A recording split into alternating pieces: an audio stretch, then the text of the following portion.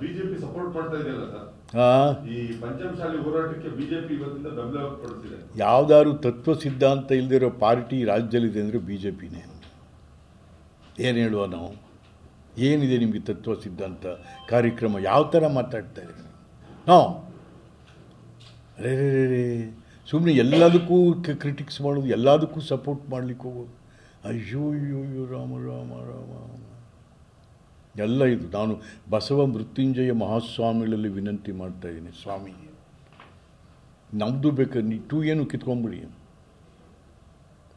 ಕಿತ್ಕೊಂಬಿಡಿ, ಅವ್ರನ್ನ ತೊಗೊಂಡೋಗಿ ಟ್ರೈಬ್ಸ್ಗೆ ಹಾಕಿ ಬೇಕಾದ್ರೆ ಕೇಳ್ತಾವ್ರೆ.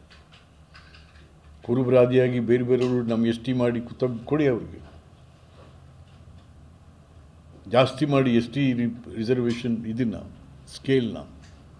ಆಮೇಲೆ ಬೇಕಾದ್ರೆ ನೀವು ಬಿ ಸಿ ಏನಾದ್ರು ತಗೊಳ್ಳಿ, ಸುಮ್ಮನೆ ಎಲ್ಲರಿಗೂ ತೊಂದರೆ ಕೊಡ್ತಾಯಿದ್ದೀರ, ಎಲ್ರಿಗೂ ತೊಂದರೆ.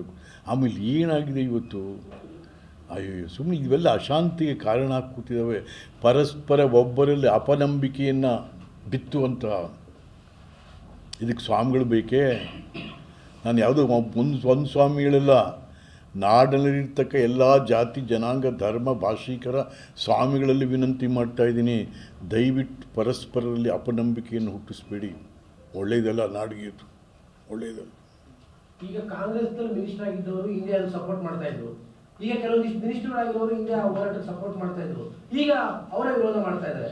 ಅವತ್ತು ವಿರೋಧ ಮಾಡಿದ್ರೆ ಇವತ್ತು ಪರವಾಗಿದ್ದಾರೆ. ಇಷ್ಟೇ, ಅಲ್ಲಿ ನಿಂತಾಗ ಜೈ, ಇಲ್ಲಿ ನಿಂತಾಗ ಧಿಕ್ಕಾರ, ಇಷ್ಟೇ ನಡೀತಾರೆ. ಏನು ಮಾಡ್ತೀರಾ?